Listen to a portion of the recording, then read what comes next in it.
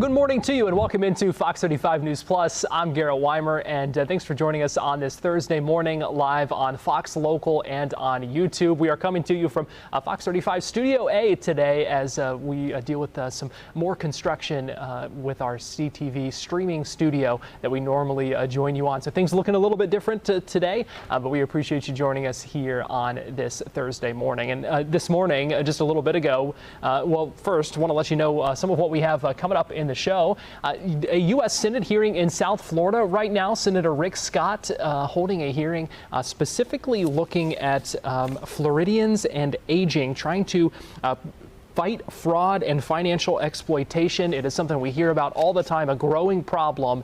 Scammers, fraudsters trying to take advantage of older folks around the country. And that is something that is often a topic of discussion for the Aging Committee that is chaired by Senator Rick Scott. He took a hearing on the road. They are in Miami-Dade County right now. We will listen into that hearing in just a little bit. A number of agencies looking at stop on red this week as they urge drivers to stop at red lights, especially as school gets ready to start. We will take a look at that in just a little bit as well. More activity in the tropics. We're going to track that with Fox 35 Storm Team meteorologist Brooks Garner here in a little bit. But we begin this morning with the President Donald Trump announcing on Truth Social this morning that he's ordering the Department of Commerce to conduct a new census. That is something typically done every 10 years. There was one just done back in 2020. Here we are in 2025. And all of this coming amid ongoing conversations about redistricting and reapportionment. And the president saying today that in this new census, that they will not count those who are in our country illegally. Now, joining us live now to talk about this and put this all in context for us is a presidential historian, UCF history professor, Dr. John Sacher, who joins me live now via Zoom. And Dr. Sacher, we appreciate you joining us this morning. Good morning, Garrett. It's good to be here. Dr. Sacher, it wasn't that long ago that you and I talked about redistricting and reapportionment and kind of this conversation going on, not just in Florida, but across the country. And so I'm curious to get your kind of take on this latest development this morning with the president now saying he's ordering the Department of Commerce to conduct a new census immediately. Yeah, I think there are sort of two ways to look at this. One is clearly everyone's looking to the 2026 congressional elections. In the mid-year congressional elections, historically, presidents lose seats. The Republican Party has a very narrow majority right now, and so if it loses seats, it'll probably lose control of the House of Representatives. And so that's what you're seeing in places such as Texas right now, where they're trying to redistrict. We just had a discussion with the Supreme Court in Florida redistricting previously.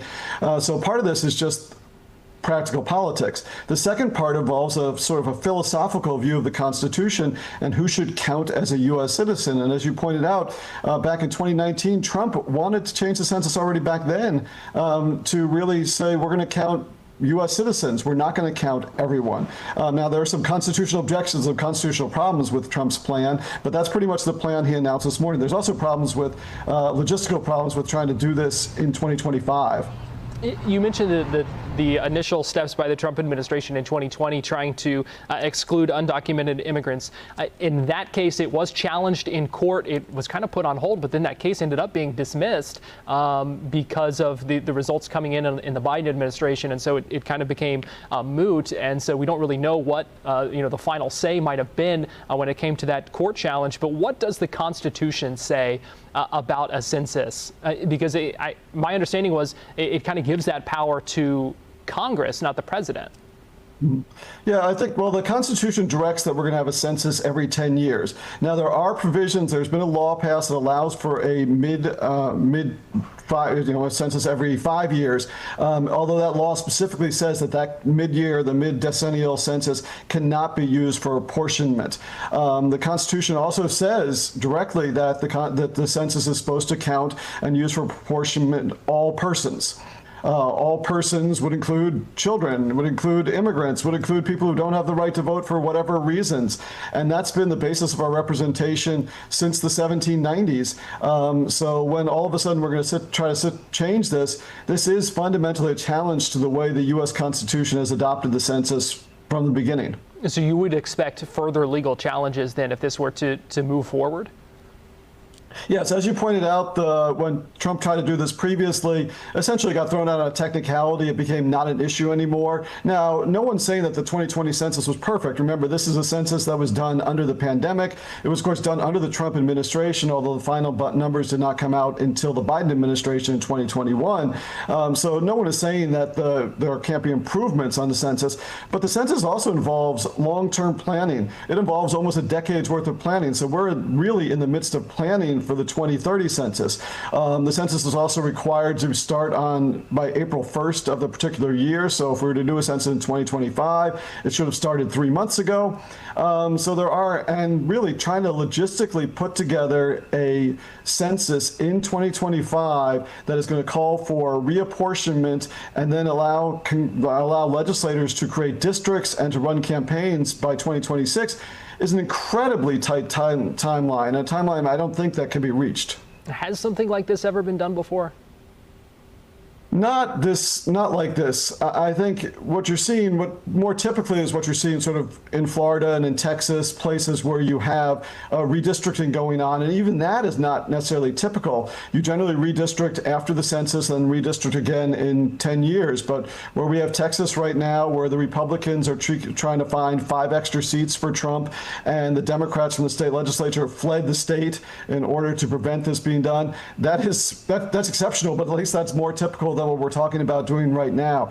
It is just simply not done. And to me, it's interesting if we discount, if we only count citizens, only count legal residents of the United States, it's possible we don't know where this is going to end up. It's possible Florida could lose seats. Clearly, we have a lot of undocumented immigrants in Florida, and if Florida loses seats, maybe that would hurt the Republican Party. I think this is something that not only has not been done, since it's not been done, it's hard to figure out exactly what the impact of this would be on the electoral process. I was going to ask what the impact might be on Florida and what it would mean for us here, but it sounds like we don't necessarily know. Well, I don't think we know. I think we can make a guess. People think that if you count only citizens, you're going to lose numbers in urban areas, and you're going to lose numbers in places where you have a lot of undocumented immigrants. So interestingly to me is that Florida and Texas and California show up a lot. Well, obviously California is something that Trump would be happy to have lose seats, but Florida and Texas, the Republican Party clearly does not want to lose congressional seats in those 2 states. So yeah, I think it's hard to predict. Again, because we've never done anything like this before. And like I said, hard to predict and logistically hard to do. I mean, we're talking about something that would really need to be accomplished almost in the next 6 months. And to do a census in 6 months is something that I think would be impossible. All right, Dr. John Sacher, UCF history professor and historian. We appreciate you joining us. Always good talking with you, Dr. Sacher, and thanks for joining us this morning.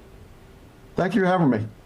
As we go to break, we are going to give you a live look right now over Daytona Beach from our Hard Rock Hotel camera. Look at that view right now, the beach, the water, the clouds on the horizon as well. Beautiful Thursday morning there in Volusia County. Keep it right here. We have much more Fox 35 News Plus right after this.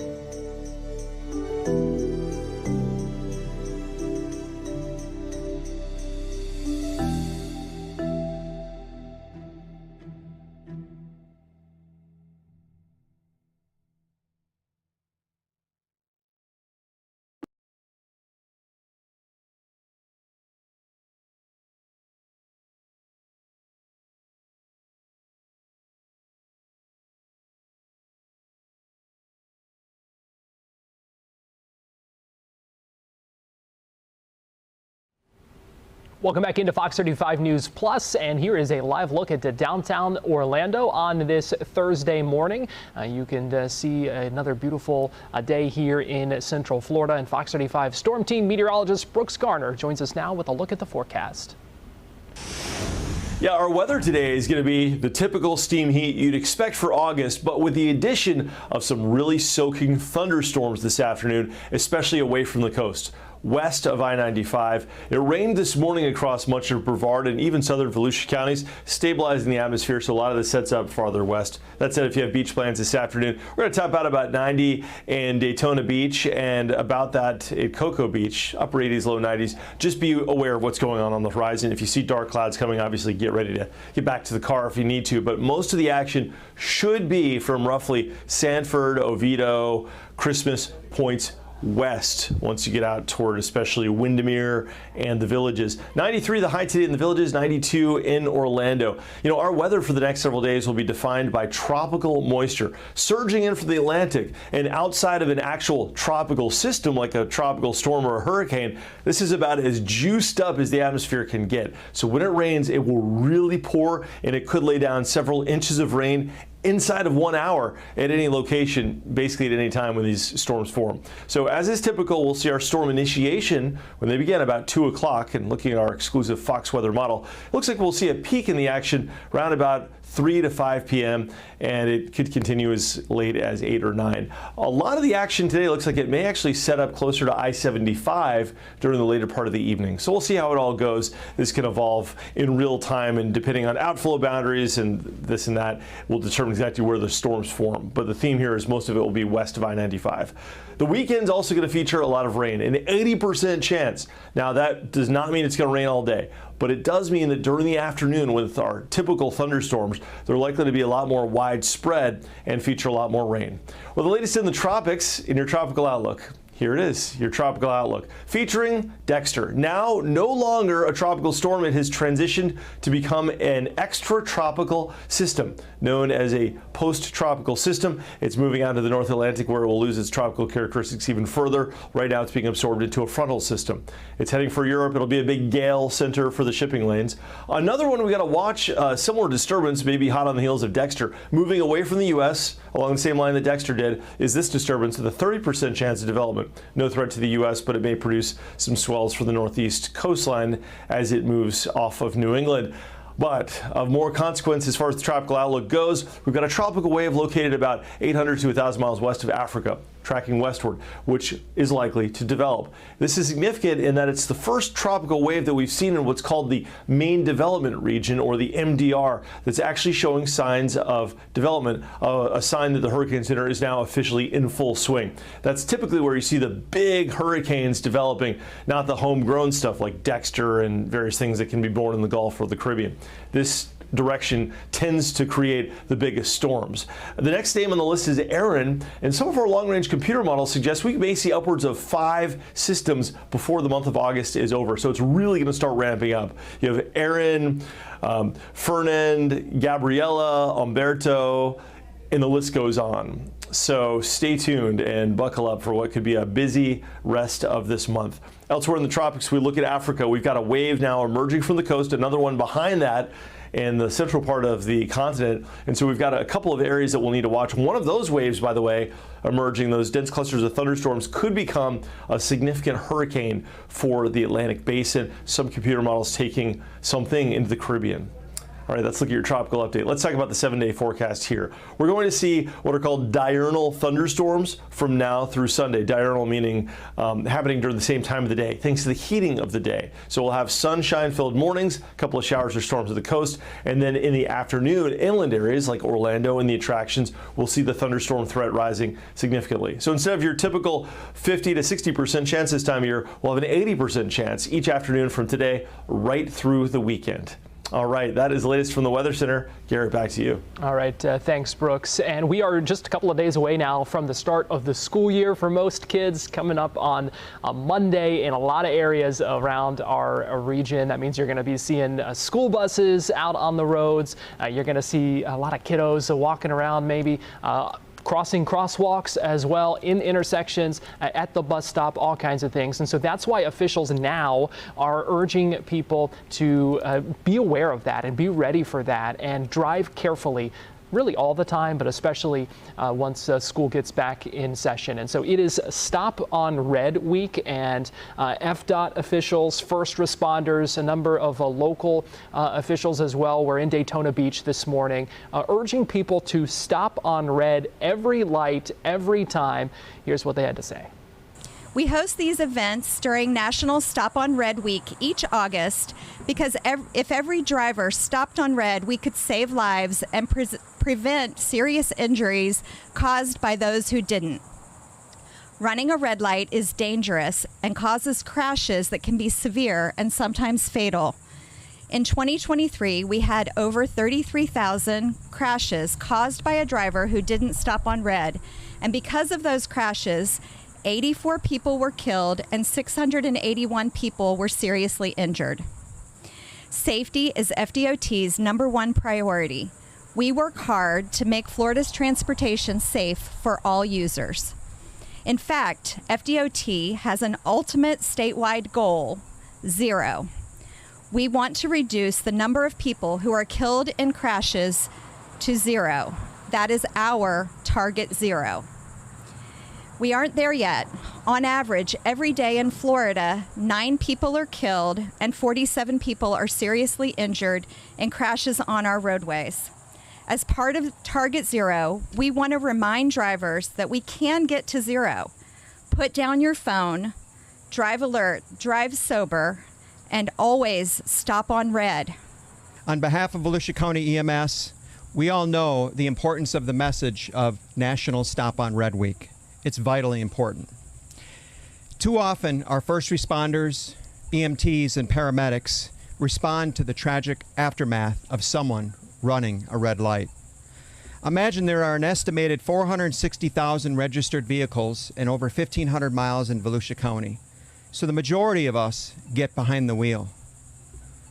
We also have as many as 13 million visitors each year that come to experience Volusia County, many of whom, during their stay, walk our streets as pedestrians, cross our intersections as bicyclists, and drive to our local destinations. So help us all make our roads safer, ourselves safer, and our visitors safer. The single biggest thing that we can all do to reduce injuries and fatalities on our roads is to be more mindful of our behavior, particularly distracted driving. Putting all the advanced technologies aside, our behaviors, our attention is what's most important. How many lives could we save? How many injuries could we prevent if just simply everybody stopped on red? We talked about the numbers, it's in the thousands. That's a terrible price to pay for rolling through or running through a red light. Folks, slow down, stop on red, and never drive distracted. National Stop on Red Week serves as a simple reminder that we should stop on red. In all my years of law enforcement, I've seen the impact of red light crashes and the reasons behind it.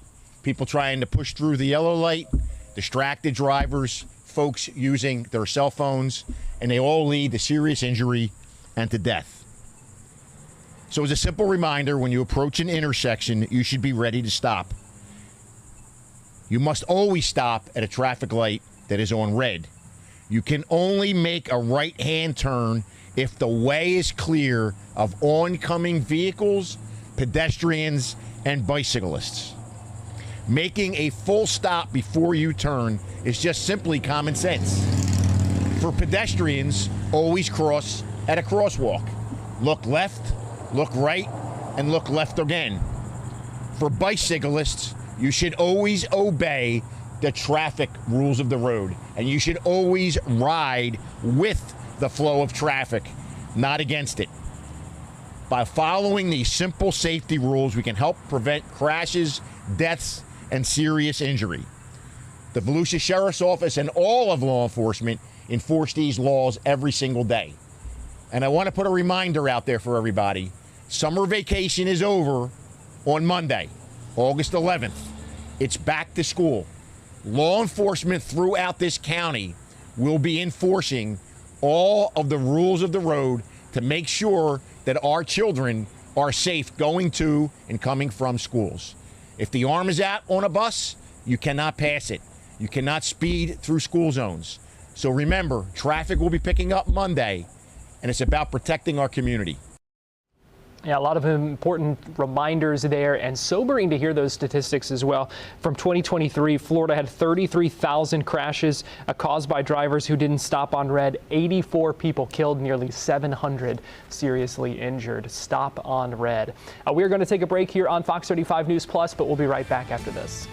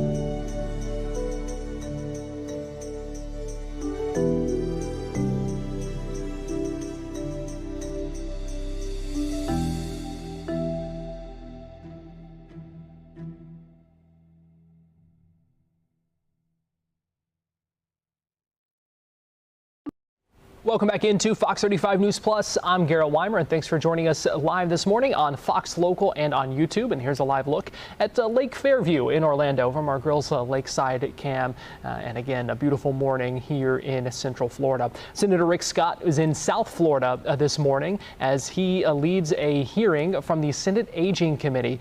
This is a committee that he chairs, and we have listened in before, specifically in the afternoons on Fox 35 News Plus at 4. He holds these aging committee hearings looking at different aspects of protecting the older population of the United States. And today's hearing is in South Florida, specifically focused on protecting seniors in Florida from fraud and financial exploitation. It is certainly an issue in 2024 alone. Frauds and scams cost seniors nearly $5 billion. So certainly a growing problem. And here is some of what Senator Scott and the witnesses, including the Miami-Dade sheriff, had to say in this morning's hearing. The report, which is available online at Aging, it's also available online at aging.senate.gov/scam. It includes helpful information meant to prevent fraud and provide resources for our seniors to report scams when they happen. It's time we have to stop playing defense and start going on the offense. We must support our law enforcement at every level, educate the public, and get innovative on how we protect vulnerable Americans. That's why we're right here in the great state of Florida for today's hearing. Our state is home to more than 4 million seniors. It is a hotspot for retirees and, unfortunately, scam activity. That's why I made it a priority to work with local, state, and federal law enforcement, community groups, and our state leaders to fight fraud head on. We also need to take a hard look at where many of these scams are coming from. And this can't just be done locally. We've got to do this at the federal level also. Increasingly, we're seeing coordinated transnational fraud operations, especially from Communist China and other foreign adversaries. And let's not forget, they're adversaries, all right? Communist China is an adversary. If you buy something from Communist China, you're helping an adversary. They're targeting our seniors right here at home. These aren't isolated incidents. They're large-scale operations run from overseas call centers, often with the knowledge or even the protection of regimes like the Chinese Communist Party. These groups use stolen data, AI technology, and cryptocurrency to exploit vulnerable Americans. This is more than just a consumer protection issue. It's a national security concern. We need to treat it like one and hold these foreign actors accountable for enabling criminal activity that harms American seniors. I've introduced the Stop Scammers Act. This bill will give the Treasury Department the authority to formally designate scam networks as foreign financial threat organizations and freeze their assets, cut off their communication lines, and block their access to our financial system. And one thing we got to do is we got to make sure, and I've talked to Kash Patel about this and Pam Bondi, we've got to make sure our foreign resources are focused on the things that have to be done at the federal level, and don't continue to focus on the things that the local sheriff's departments and police departments can do. If a foreign organization is preying on American seniors, they should be treated with the same seriousness and penalties as any other threat to our national security. That's exactly what the Stop Scammers Act allows us to do. Today, we'll hear from leaders who are combating this issue on the front lines in our communities. We'll hear how they're working to fight fraud and protect our seniors. Our goal today is simple: educate the public on this important issue and start removing the stigma associated with reporting fraud and scams when they happen. There's a lot of people that they're embarrassed, so they don't want to report it. They don't want to tell their families, and they clearly don't want to call law enforcement. We will hear from our community leaders on how to accomplish this, what proactive steps we can take to protect our vulnerable populations against scammers, and how we can empower seniors to recognize these threats. Seniors deserve to feel safe when answering the phone, opening their email, and trusting the people around them. They also deserve to feel like they will be heard, that their concerns are valid when they report fraud to local authorities. Oftentimes, it's local law enforcement that's left to pick up the pieces. And by supporting victims, investigating these crimes, and trying to stop them from happening again. This is one of the reasons I and Ranking Member Gillibrand joined with Senator Britt to introduce the GUARD Act. This bill supports law enforcement investigations into scams against retirees and expands the use of existing grants to go into fraud networks. The work our law enforcement plays in identifying and investigating scams against retirees is crucial to this fight. Our first witness knows that reality all too well and has been a leader in showing how local agencies can fight back. Sheriff Rosie Cordero Stutz is one of our state's finest law enforcement officials and brings decades of experience to her role protecting residents of Miami-Dade County. I'm very appreciative of the sheriff. We got to know each other before she ran for sheriff. She's somebody that really cares about law enforcement. She has a law enforcement background. She cares about the law enforcement community and her community, and she is doing a great job. Sheriff, we're grateful that you're here today. Thank you for your service, for being a champion for the safety and dignity of older Americans. Please begin your testimony. Good morning, Chairman, distinguished panelists, and everyone present. Welcome to the Miami-Dade Sheriff's Office. This is your home. Thank you, Chairman Rick Scott, for your leadership and continued commitment to protecting America's seniors. It's an honor to stand beside you or sit beside you in this critical fight. Florida is home to one of the largest senior populations in the country. And here in Miami-Dade County, we're proud of the enormous value of our older residents and what they bring with their families, our neighborhoods, and our history. But as Chairman Scott has long understood, our seniors also face growing threats from scams, abuse, and financial exploitation. And those threats are only becoming more sophisticated. Since taking office in January, I made a promise to our residents to do everything in my power to protect our elderly population from harm. That's why I launched a set of online tools to make it easier for people to report. These deceptive schemes can cause life-changing harm, but awareness and prevention can make all of the difference. Chairman Scott's work on the U.S. Senate Special Committee on Aging is a beacon of leadership. His dedication through the TRACED Act, which is Telephone Robocall Abuse, Criminal Enforcement and Deterrence, and pushing for the reauthorization of the Older Americans Act shows his deep understanding that protecting seniors is not just a policy priority, it's a moral responsibility. Chairman Scott has reminded us that more than 10 million Americans benefited from the Older Americans Act program last year. That includes meal deliveries, transportation, and day services. Those programs provide much needed support to the elderly. Through visitations, workers can detect signs of abuse or neglect. At the Miami-Dade Sheriff's Office, our Cyber Crimes Bureau and Economic Crimes Section are working around the clock. From AI-generated scams to cryptocurrency theft and robocalls threatening arrest, these crimes are devastating. Retirement funds are wiped out, victims are saddled with debt, and many are left feeling embarrassed, isolated, and afraid. Our Cyber Crimes Bureau is staffed with highly trained investigators who are leading the charge, working with cryptocurrency exchanges around the globe, including in countries where treaties fall short, to recover stolen funds. We've seen scammers use AI scripts to generate fake websites and realistic investment dashboards. They prey on our seniors through messaging apps, removing human interaction and making detection harder. That's why timeliness matters. The faster the scams are reported, the better our chances are at stopping them before they vanish and reappear under a new name. We will continue to strengthen interagency collaboration. That means stronger ties with federal partners like the FBI, Homeland Security Investigations, and the Department of Business and Professional Regulation. And we must not forget the growing threat of condo and HOA fraud occurring right here in our backyard. A quiet crisis disproportionately affecting our elderly homeowners. One of my first actions as sheriff was to set up a hotline and an email address for people to call if they suspect public or HOA corruption. Elderly residents are particularly vulnerable to fraud schemes involving unauthorized assessments, embezzlement, and falsified records. These crimes often go unreported or underinvestigated due to the complexity of association governance and legal frameworks. We're working with state regulators to detect fraud in these associations and protect the rights of vulnerable residents. Preventing fraud begins with education, as many homeowners are unaware of their rights. We have a public outreach initiative to empower residents and will continue to do so. To our residents, don't share Social Security numbers or banking information over the phone. Hang up on suspicious callers. The level of sophistication with regard to such scams is increasing.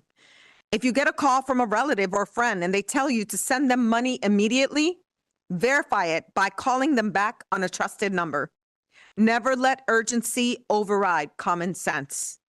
To our agency partners, let's keep pushing.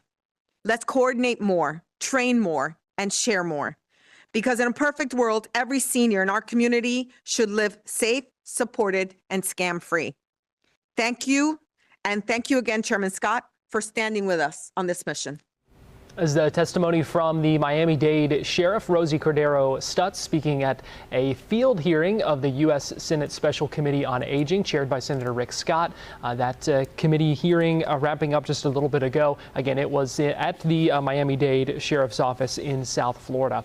We still have much more to come here on Fox 35 News Plus, so keep it right here. As we go to break, going to give you a live look from our Launch Credit Union camera in Titusville, looking toward the Kennedy Space Center. The SpaceX launch scheduled for today has been rescheduled for tomorrow, so stay tuned for that. Fox 35 News Plus will be right back after this.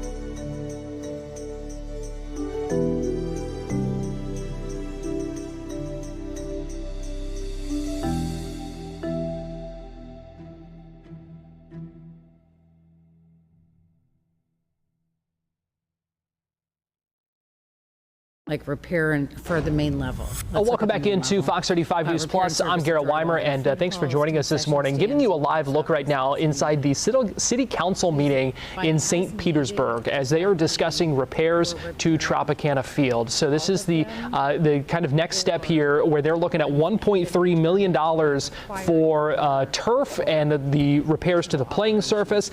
There's also considering $14.4 million for some other repairs, some mechanical things, some electrical things. This is obviously following from the damage from Hurricane Milton to Tropicana Field. But what's interesting to note is they're also dealing with cost overruns, seeing reports it's about $4 million more than was originally estimated. And this also comes as the future of the Tampa Bay Rays in St. Pete is still really a question mark, because we know the current owner, Stu Sternberg, looking to sell the team in advanced negotiations with a developer from Jacksonville, who, according to reports, is more interested in keeping the team in Tampa proper rather than having them play in St. Pete. So all of this kind of the pretext to these discussions about these ongoing repairs and also paying for those repairs.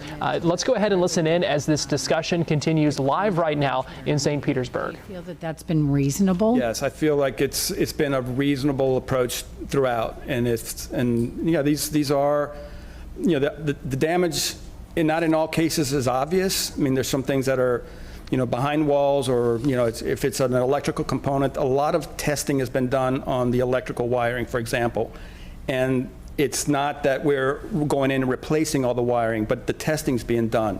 And if the wiring is acceptable, we're not replacing wiring. We're replacing devices, and we're replacing panels. So I think, yes, I can't stand here and say everything that's been done because there's been so much, but I can say that we are taking a very hard look and making some decisions that are based on the guidelines that we've had. And so I feel really comfortable with it.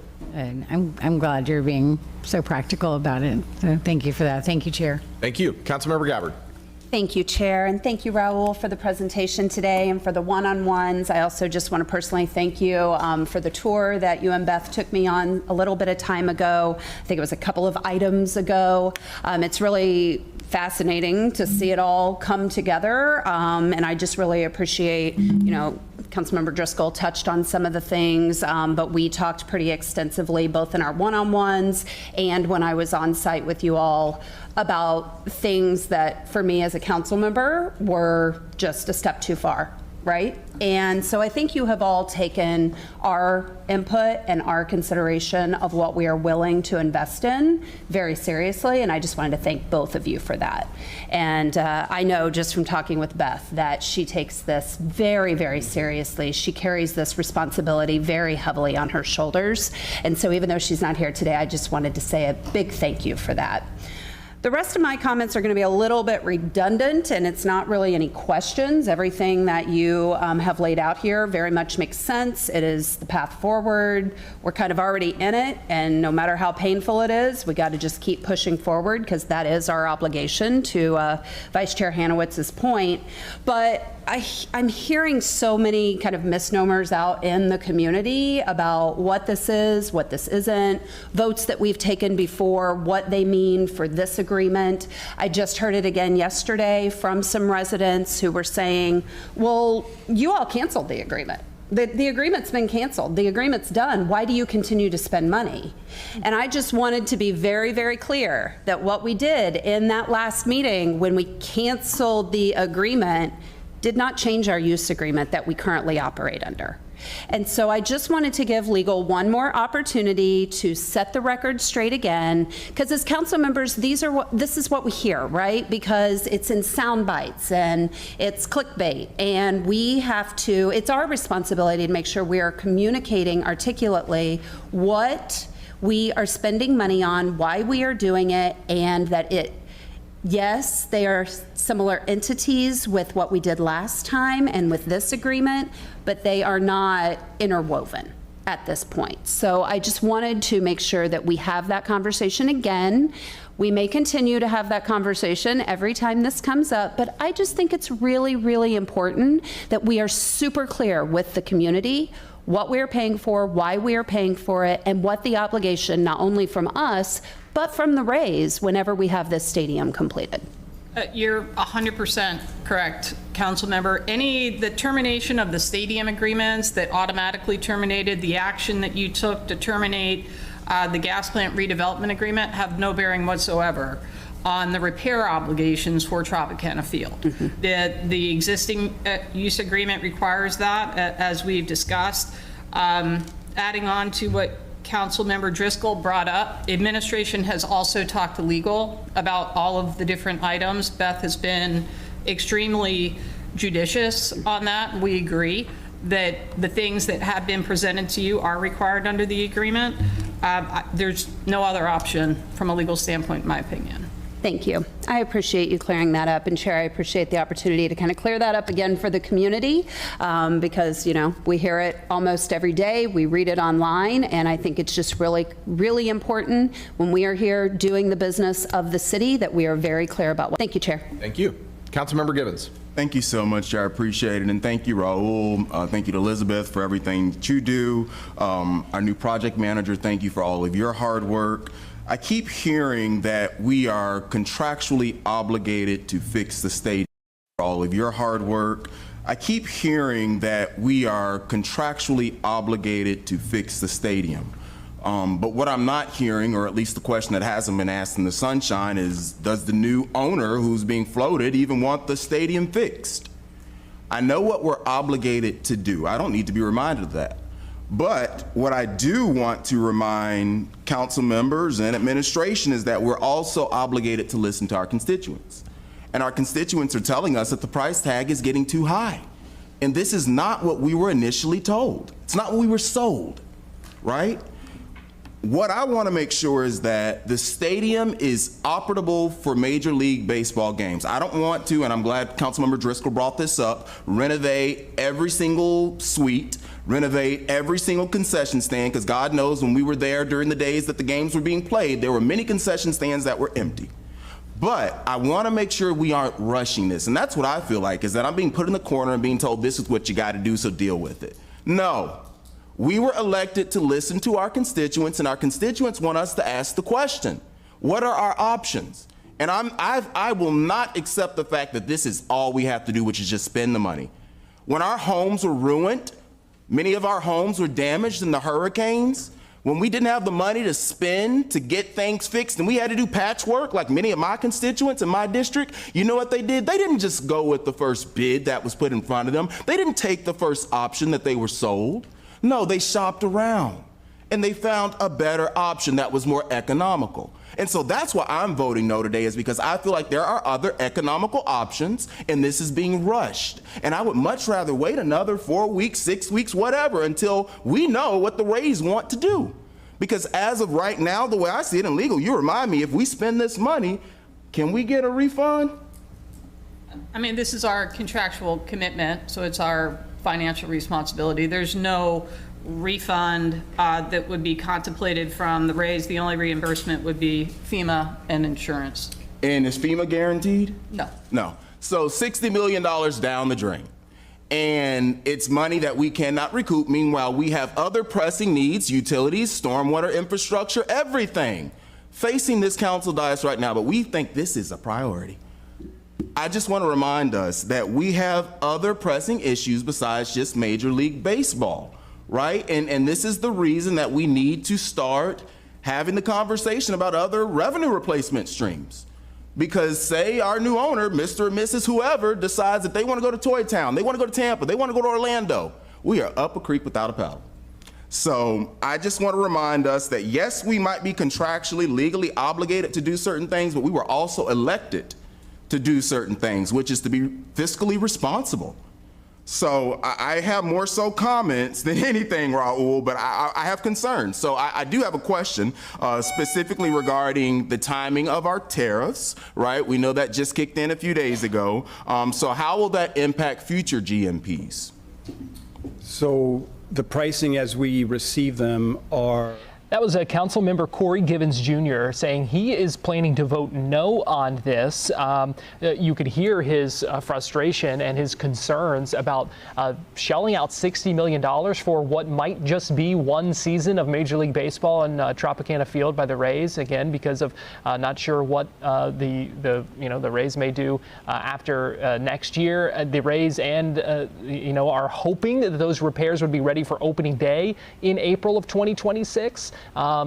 That was if the repairs kind of begin here shortly. You heard the council member talked about feeling like he's being rushed into this decision. So a lot's still up in the air. But again, you also heard some other council members saying this is part of their contractual commitment right now of the current use agreement of Tropicana Field with the Rays. You may remember they are playing their current season games at Steinbrenner Field in Tampa. We're going to take another break here on Fox 35 News Plus, but we'll be right back after this.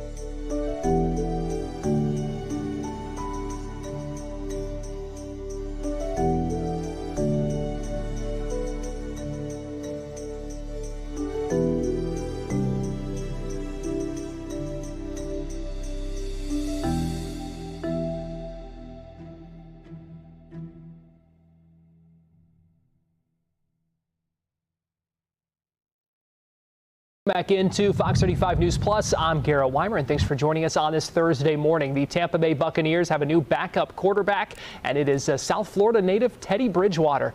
He was at training camp now, talked about his reasons for returning to the NFL and adjusting again to playing in the Florida Heat. Take a listen. Feels good to be back out, man. Flying around, enjoying this South Florida. Well, I'm not in South Florida anymore, but enjoying this Tampa Heat. Getting back acclimated to playing in Florida after coaching and being in Detroit the last 2 years. Feels good, though, man. So many familiar faces from the coaching staff to the players to the executive office, and it just feels like I'm home. So I told a couple of the guys it finally happened. You know, we've been flirting for years, the pre-draft process in 2020, and now in 2025, and I'm finally here, so I'm excited, man. Take us through the process of just when you decided you want to come back and play again and not be coaching involved. You know, it was always the plan for me. Even my team, down in South Florida at Miami Northwestern, they knew that, I would coach them throughout the season, and then if I had an opportunity to go back and play ball, I would go and do that. Just so happened that that opportunity came a little sooner this year, and I get to do it in Florida, so I get to still keep that relationship and the bond and that chemistry that I have with those guys down in Miami Northwestern, get to continue to be their coach as well. You going to compete for the backup job?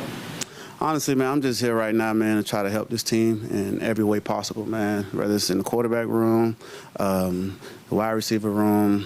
There's some young talent in that room, and I'm excited to just share some of the wisdom that I have the experience that I have from being in different organizations, being in different offenses, being on different teams with guys who've had success at the wide receiver position. Then you got great leaders already in that room who set a great example for those guys. So honestly, man, I'm just going to whatever the role is for me, try to be a humble servant like I've been doing. You spent so much of your career. Teddy Bridgewater speaking there, who is back in the NFL, and the Tampa Bay Buccaneers, we should note, kick off the preseason this coming Saturday, just a couple of days away, hosting the Tennessee Titans in their first preseason game of the year. Well, that's going to do it for us here on Fox 35 News Plus this morning. We appreciate you joining us as we wrap up our coverage this morning, give you this live look of downtown Orlando and Lake Eola on this Thursday. We'll be back at 2 o'clock with Florida Live, and then 4 o'clock with more Fox 35 News Plus. So keep it on Fox Local. We will break in as news warrants as well with any additional events or breaking news. So thanks for joining us, and we'll see you soon.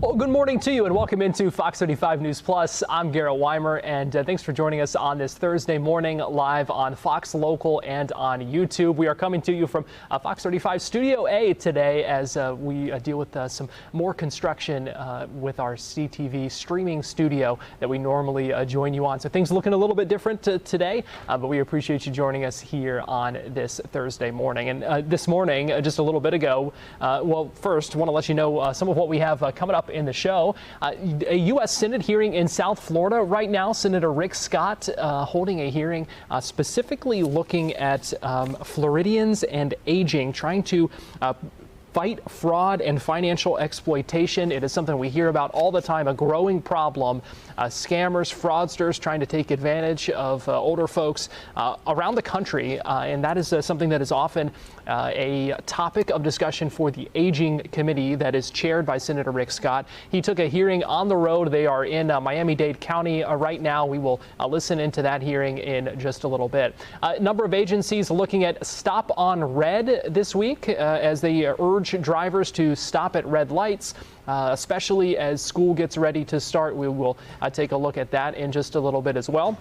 More activity in the tropics. We're going to track that with Fox 35 Storm Team meteorologist Brooks Garner here in a little bit. But we begin this morning with the President Donald Trump announcing on Truth Social this morning that he's ordering the Department of Commerce to conduct a new census. That is something typically done every 10 years. There was one just done back in 2020. Here we are in 2025. And all of this coming amid ongoing conversations about redistricting and reapportionment. And the president saying today that in this new census, that they will not count those who are in our country illegally.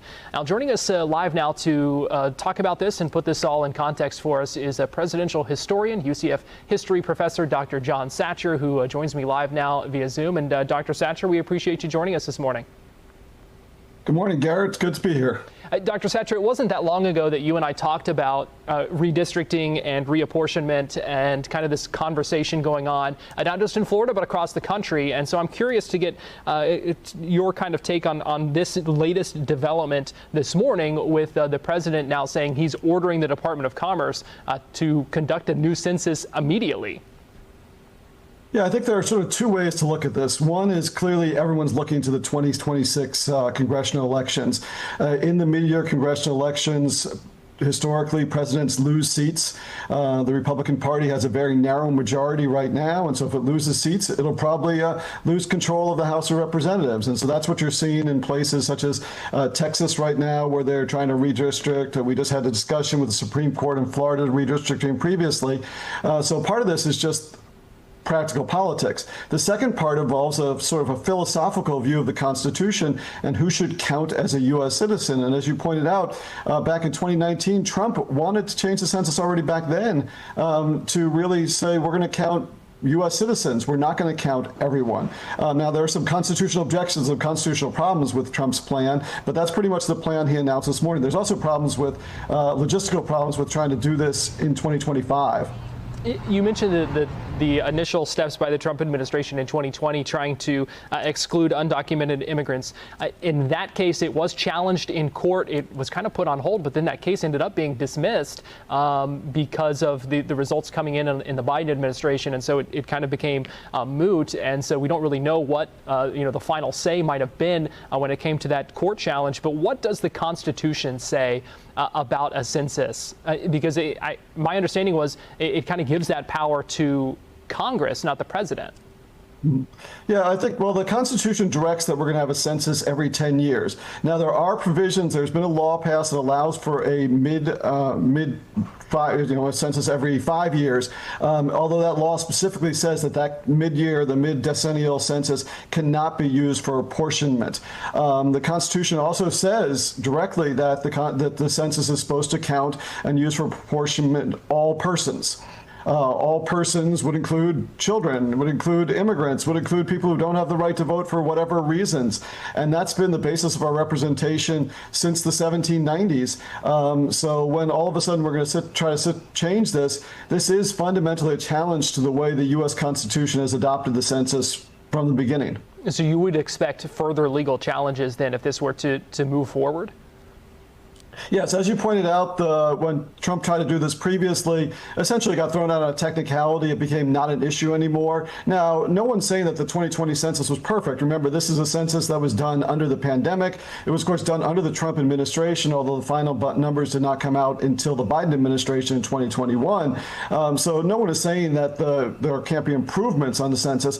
But the census also involves long-term planning. It involves almost a decade's worth of planning. So we're really in the midst of planning for the 2030 census. The census is also required to start by April 1st of the particular year. So if we were to do a census in 2025, it should have started 3 months ago. So there are, and really trying to logistically put together a census in 2025 that is going to call for reapportionment and then allow legislators to create districts and to run campaigns by 2026 is an incredibly tight timeline, a timeline I don't think that can be reached. Has something like this ever been done before? Not like this. I think what you're seeing, what more typically is what you're seeing sort of in Florida and in Texas, places where you have redistricting going on, and even that is not necessarily typical. You generally redistrict after the census and redistrict again in 10 years. But where we have Texas right now, where the Republicans are trying to find 5 extra seats for Trump, and the Democrats from the state legislature fled the state in order to prevent this being done, that's exceptional, but at least that's more typical than what we're talking about doing right now. It is just simply not done. And to me, it's interesting.